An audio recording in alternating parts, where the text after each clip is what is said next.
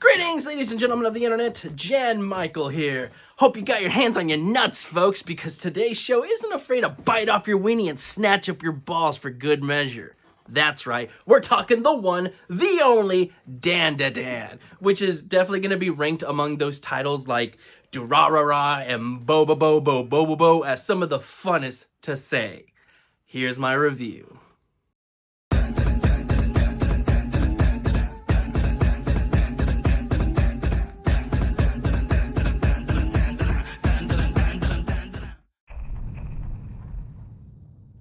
Dan follows dual protagonists Momo Ayase and Ken Takakura, who is later nicknamed Okarun. The former believes in ghosts, but not aliens. The latter believes in aliens, but not ghosts. In a bid to prove their side right, they make a bet with each other where each of them will go to a place that is said to be highly active in the other's beliefs. Well, surprise, surprise, they both end up being correct, which results in each of them gaining or unlocking powers that they use against the various alien and spiritual entities that seem to have an infatuation with Okarun's cock and balls, as well as impregnating Momo. Yeah, that last part's kind of weird. The show is essentially two genres, the first of which, I'm sure you've guessed right away, it's action. In fact, whenever there is fisticuffs brought out, the show is gorgeous to see. I bet you if you were to think of the show right now, the first thing that's going to pop into your mind is the trippy visuals and the over-the-top action. That is a feast for the eyes. The second genre, which you might not have guessed right away, is romance. Yeah, a large percentage of the story really does focus on the interaction and relationship of Okarun and Momo. And they're adorable. You really love following them. You want to see the relationship progress. It's a highlight of the series. And if that sounds weird to you, like you're here for just the action, that's okay because there is plenty of that. It's just you also get a sweet love story as well. No secret here, the animation in Dan is absolutely gorgeous. From that first action sequence where that bluish greenish hue encapsulates the screen, to any time the characters are thrust into a different dimension of sorts, you know you're in for some spectacle that accompanies the fights. In fact, each action sequence tends to overwhelm you in a particular color scheme that makes each encounter stick out all the more. Heck, even the moments outside the fights when the characters are just going about their day is impressive. They're constantly making faces and acting silly, which didn't need to happen, but it did. It could have been minimal or background stuff, but no, that shit's front and center, and it is awesome. If I really had to nitpick over some fault of the animation, I guess it would be that those action scenes are so amazing and beautiful to behold that just the regular day-to-day life doesn't quite stack up. Yes, you have the silliness, which I just mentioned, which is fun, but like you compare the two, it obviously there's no competition. But that really would be a nitpick. Like I would really have to be trying to find some faults with the show to knock against it. So I'm not gonna do that. Forget I said anything. Animation, God tier. Similar to action, the character designs in Dan are top-notch. For the most part. I do want to mention that there are a few designs that just don't appeal to me personally. For instance, I don't care much for Okarun's design, even after his hair becomes cooler, I guess you would say. I'm also not a fan of the alien designs from the first episode. And Turbo Granny's cat form is actually kind of disappointing. I don't think it's that unique or funny, and they really haven't done much with it thus far, but maybe that will change in the future. And again, this is more of a personal preference, as apart from Cat Turbo Granny, I think you can make an argument as to why the other two designs are actually quite good. Apart from those instances though, I think the rest of the character designs are amazing. From Okarun's demonic form, to when Turbo Granny is actually cool, to this boxing business crab creature, like they're all really amazing to see. I love their animations, I love their personalities, which is another thing that I can totally say is a positive for the show. These things, these creatures, the characters, they all have personality. You want to know more about them, and some of them actually join the hero's side at points. Even creature designs that you think are just gonna be bad guys, like the demon thing that is haunting Ida, the way that they unfold her story and what exactly she is will bring a tear to your eye. And that's awesome. These characters definitely are a step above the typical shonen action type affair, and for that I applaud with what they did here. At the helm of the show we have Fuga Yamashiro, who hasn't had a lot of credits, but man, is Dan gonna skyrocket him, because what a heck of a job he did here. The biggest challenge that I feel an action anime director has is making sure the action itself translates well to the medium, especially when the manga may be a bit unclear on what's happening in a fight scene. If it's that same messiness in anime form, or worse, if it just makes less sense or no sense whatsoever, it's not going to be as impactful. Fans of the source material are going to let you know of their displeasure. Plus, it robs the potential new fans from being able to enjoy the series and maybe dissuades them from checking out the manga. So yes, a lot can go wrong with action type shows. Luckily, Fuga doesn't have a thing to worry about here, as just about everything was done exactly like it needed to be. Funny enough, Fuga also directed episodes of Keep Your Hands Off Aizuken, the director of which, Masaki Yusuwa, went on to win the anime award in this very category. So how poetic would it be if Fuga went on to win here? It would be like a passing of the torch. As a side note, that year was also the first year that I started these Road to the Anime Awards. Okay, yeah, that's not as impressive. Now, on the negative front, I am not a fan with how the show kind of just left things off. Like, I get technically the season isn't fully done. We've got another part coming very soon. But I just don't like when shows just cut things off, especially when you're right in the middle of an arc. I don't know whose decision that was. I can't say it's Fuga's decision, fault. It could have been somebody higher up. But I will say I just don't like that. I wish they had put like an end cap to it, because let's just say the show was a complete disaster, complete failure, and the company decided, you know what, we cannot continue this whatsoever. You're gonna just leave things right in the middle of a tale?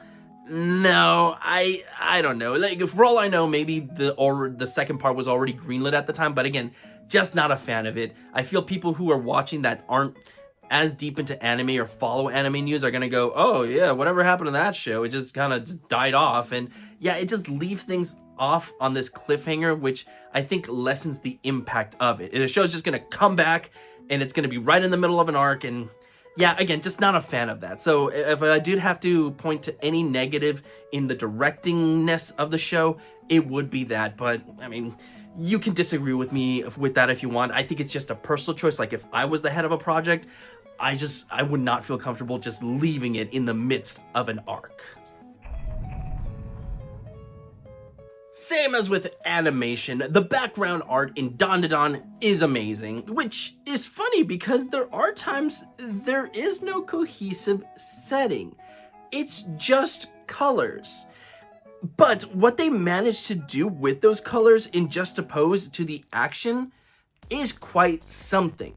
I mean, just look at this moment of the underwater school fight. It could have just been a typical underwater scene, and that's it. We would have been fine with that. We would have been happy with that. We didn't really need it to go as far as it did with those colors, with that atmosphere, with those deaths. But it did. You feel it. You become absorbed because of it. It sticks with you all the more. And it really creates a fascinating and often terrifying world to explore.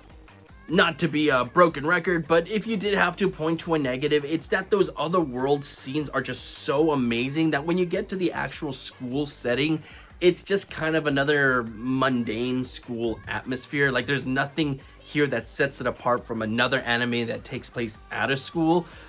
But I'll also admit that I think you need these moments of just normalcy, because that way when you go into the insane, to the crazy, those colors, that atmosphere pops out all the more. So yes, you can make that argument, but to me, I think you needed to do that. It is a choice that had to be done. And so I'm not gonna fully fault it for making those choices. So far, I've been very positive about Dandadan, and for good reason. See all previous categories as an example. However, there is a problem I have in terms of its storytelling in relation to its action. First, let me make it clear that I think the action in the show is excellent. On a technical scale, it delivers all the spectacle and excitement that a show like this should. There are plenty of badass moments sprinkled with plenty of comedy, as well as some surprises, some suspense, and even some tragedy. It totally deserves the nomination and be considered for the win. However, there is one aspect that I wasn't a huge fan of, and that's the conveniences of the situations. What do I mean by this? Well, essentially what happens here is you get these badass characters that are introduced in the story. And they should be badass. They should be able to come in and kind of rescue the day, but they don't. And the reason for it is because you need to give the development to these other characters. Because without that, if these other characters were being rescued, or if they constantly had help, they're not going to develop or get the necessary powers that they need, and thus become pointless characters. I get that this is important to the story. You can't just have them being rescued. You got to develop them. However, it happens far too many times. As an example, let's take Momo's grandmother, Seiko, who is presented to be this badass spirit medium. She knows everything. She knows what these spirits are, how to defeat them, things like that. But she can't just be a badass. No, you need to give Momo and Okarun time to develop and be badasses themselves. And so it feels like she's kind of wasted in that role. Now, to be clear, they do give a reason why she cannot fight, but it just feels contrived to the story. Like, this is what has to happen in order for these characters to develop, and it just doesn't feel as natural, or you feel disappointed just because you don't get to see what she can fully do. I think in time, that's gonna stop, because obviously they're still introducing these characters, they gotta develop them, and eventually they're gonna stop so they get the full chance to shine and be the badasses that they're meant to be. But for now, it is something I noticed, and it's something that happened far too often, which is a shame. I don't know how much the next part is going to do that, but seeing as we're still with a brand new character, if you will, I imagine we're going to start off with more of the same. I'm not going to judge it based on what might happen, but it's just what I foresee. But again, the action is freaking amazing. Don't take this to mean that the action is not worthy of the nomination or even the win. It's great. I just, in the context of the story, it is disappointing that they have to make these choices. Dandadan has the benefit of having both of its main characters nominated for this award. But if I'm being honest, I think only Momo deserves the nomination. Not that Okarun is a terrible protagonist. There are moments he shines, and I do like how uncool he is even when he transforms into that demon state of his. But let's be honest, Momo is the true star here. She's popular, but still a dork, is animated cutesy, but is constantly making faces and being presented as silly as possible, gets into petty fights, but is still a badass when it counts. She's the standout of the two, and if it weren't for her, I don't think the show would be as entertaining as it is. Now again, I don't think Okarun is a terrible protagonist. Like, he has his badass moments. Again, the demon form of him is really cool. I really like his relationship with Momo. They make a cute pair. But there's a lot of things that are working against him as well. Like, he's very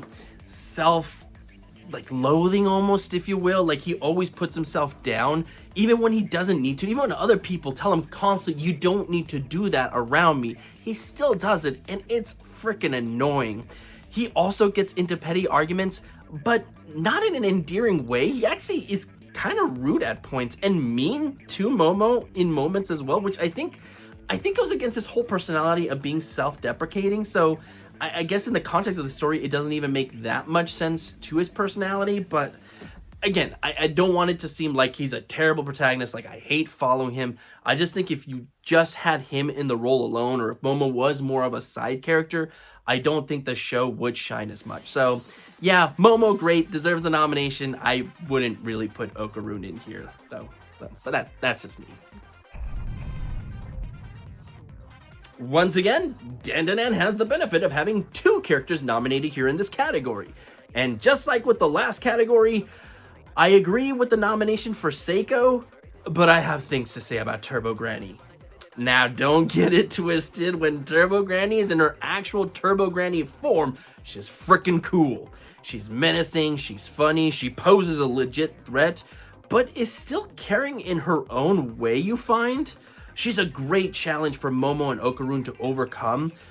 However, it's once she becomes the cat creature that she loses all personality and interesting traits.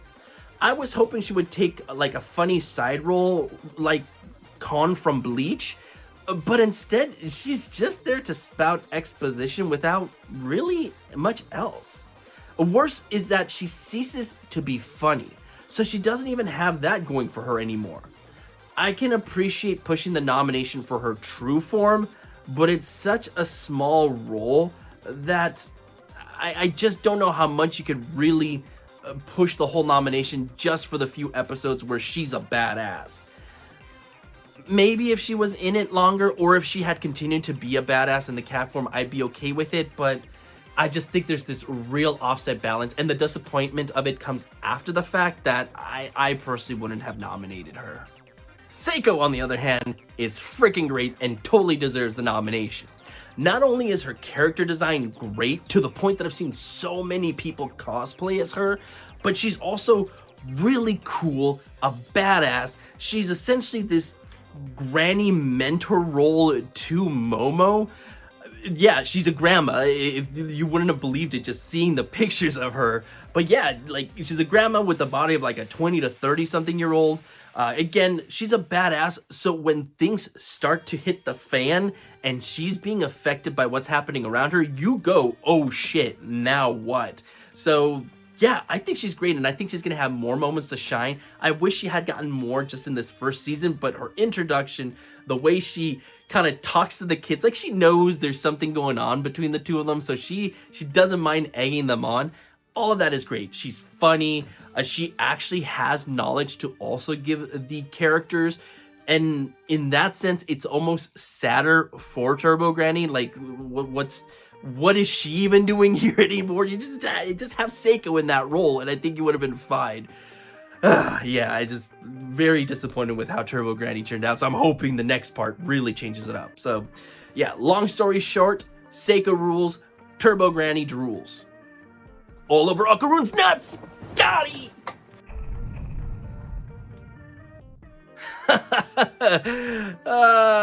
Yeah, no, this does not fly at all. Look, the problem here is that we really don't see the full scope of Okarun before the show really kicks things off. Like, they present him as this character who is constantly bullied, who's put down to the point that he thinks like he's not that great of a person. Like, he doesn't make friends because he doesn't want to inconvenience anyone. But we really don't get to see him become this character. He just already is, which fine, but the self-deprecation, it's too much. Again, even when they tell him you don't need to do this around us, we've been over this a million times, he still does it. And I get that maybe some people want to protect him because of that mindset, but man, I just found it annoying. Again, he's also very rude at points to Momo, to the point where, again, it just doesn't match the personality that they introduce him with. So, yes, I do not agree with this nomination whatsoever. It feels like it just came along because Dandadan is such a popular show. As a side note, once he does get his powers, does he even need protecting anymore? Like, not that getting powers and being all-powerful means that you can't be protected. There are definitely characters that I feel that with, but I'll tell you what, as soon as he gets those powers, like, I'm the one that's gonna need protecting at all costs. So, you know, get on that, Okarun. I still wouldn't agree with the nomination. If you didn't know who Creepy Nuts was before last year, you definitely know who they are now. Releasing not just one banger, but two within 2024. First with Mashl's Bling Bang Bang Born, and then again for Dandadan's Otonoke. Both are spectacular songs that I still get excited to listen to and are a part of my playlist. But which of the two is better? Technically, this has nothing to do with the review itself. Like, what does it matter to the whole grand scheme of the review? But seeing as the band made both songs, I just want to talk about it for a second. Which of the two? Because both of them are spectacular. Personally, I think Bling Bang Bang Born is the better of the two, and I think transcended the anime medium. Otonoke is fantastic. I know people that enjoy that just well enough, but Bling Bang Bang Born was like being listened to people that I know are not avid anime watchers. Like my wife, she watches anime, but she always skips the opening. She just doesn't care. In fact, if the song is not like in English or Spanish, she typically doesn't listen to it. So it is rare for her to want to like actually listen to a type of song like this over and over again. So as soon as I saw that happening, I knew this was a winner. So yes, I have to go for that one. But please don't take that to mean that Otonoke is bad in any way. It is still spectacular. It's still fucking great. And it plays well with the opening, which we're going to talk about in just a minute. The score of Dandadan is very EDM-like, similar to something that you would find at a rave. That's not going to be everyone's cup of tea, but seeing as the EDM scene is very big right now, I can't see too many people being upset by this. It works well in the action scenes, and while listening to all the scores nominated, it was one of the few that actually captured my attention. Now, I'm not the biggest expert when it comes to scores, soundtracks, what people like, so please take this for what it's worth. But as this is a popularity contest, I can't see Dandadan being in a bad position to win this award.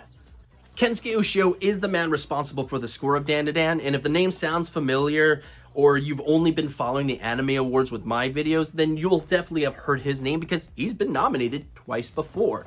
Once for Japan Sinks 2020 and another for Chainsaw Man. He didn't win either of those times, and I don't know if he's going to win this time either, but even if he doesn't, this is definitely not the last time we've heard his name. I think he's a talented enough individual that he's going to be around for some time getting those nominations, and eventually he's going to score that win.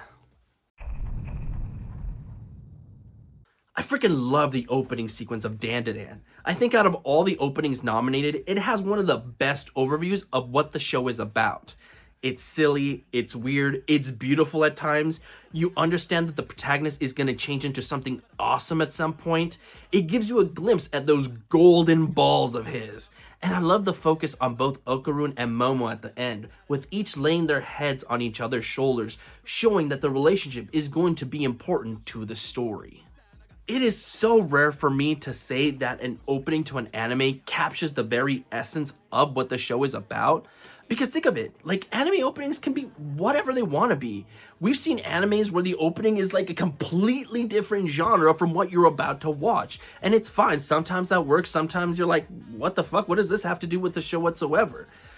So for Dandadan to have, I think, one of the most perfect representation of what the anime is about is saying something. Not every show manages to do that, or at least not to the extent of what Dandadan does. Plus, as I said, Otonoke is a fucking fantastic song and pairs beautifully with this opening. So yes, 10 out of 10, no complaints here.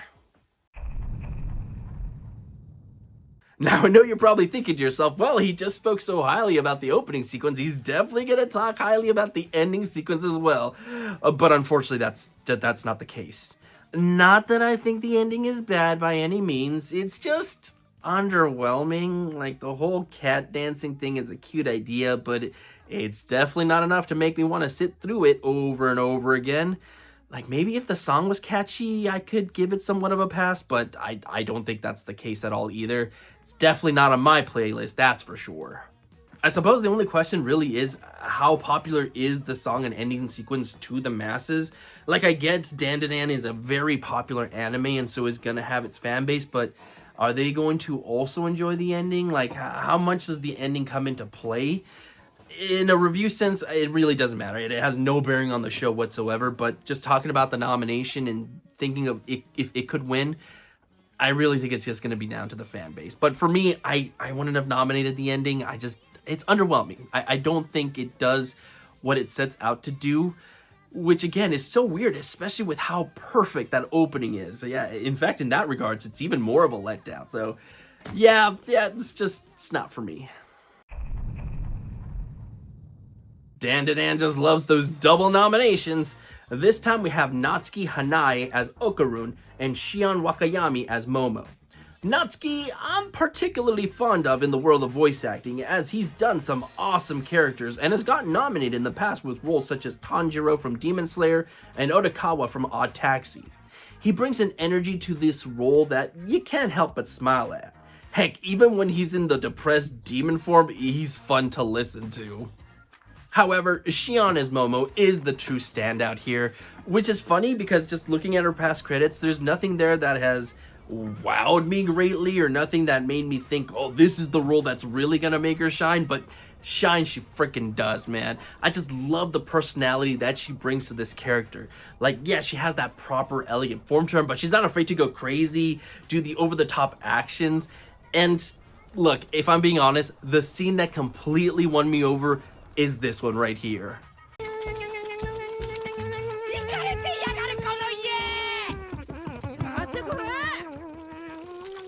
Yeah, how can you not see that and go, oh, that's it? That's the voice actors that I definitely want to back for this category. I find it funny that the voice actress for Momo in pretty much every language got a nomination, except for English. Like, that's gotta be bad, right? To be the only one to not get the nomination? Like, I know if I was in her shoes, I'd be feeling pretty bummed out, so, you know, maybe try to be nice to Abby Trott if you can. Anyways, I'm going off topic. It's just what popped into my head while thinking about this category. Hey, AJ Backles as Okarun is fine. He's fine. I don't feel any one way about him. I will say I do think his demonic form does have a very cool voice to it. I can see maybe that's how he got the push for the nomination, because I mean, as a person, in the human form, it's fine, right? It's not bad. It does what it's supposed to do, but yeah, I'm not too big a fan of this nomination. I probably would have gone with someone else, but again, it's not terrible. It's fine. It's fine. It's fine. So how likely is it that Dan's gonna go home with Anime of the Year? I think it's got a pretty good shot. Yeah, like the whole friggin' show got 19 nominations. That's not for nothing. Like, it's not gonna go home empty-handed. Like, I'd be flabbergasted if that were the case. I do think there are some things that are gonna hurt it, such as the show just stopping. I feel those voters that, again, aren't fully into the anime world and news are gonna go, oh yeah, what happened to that show? And when they have other shows that are a complete package, they're gonna be more inclined to vote in that direction. Besides, there's two other shows that I think do trump it in popularity. So I would put it in the top 3, but the bottom of the top 3. But again, if it just won, I could see why it would win. You also had things like Jujutsu Kaisen, who that won, like the very first part won when it was only like halfway done with its season. Though I argue that that is because the show was still actually going on during the time of the Anime Awards. So there's that for you. I don't think Dan quite has that. But again, not out of the realm of possibility that it may snatch victory. I wouldn't be predicting it. Overall, the show itself definitely has some strong and mighty balls. It may falter here and there in terms of its characters, pacing, and how it just stops. But with another part right around the corner, I don't think there's any reason you should not be checking out the show, especially with the strong moments just being so goddamn strong. And as such, I give Dan a 4 out of 5 with the recommendation to watch it. Honestly, now would be a perfect time before that second part hits.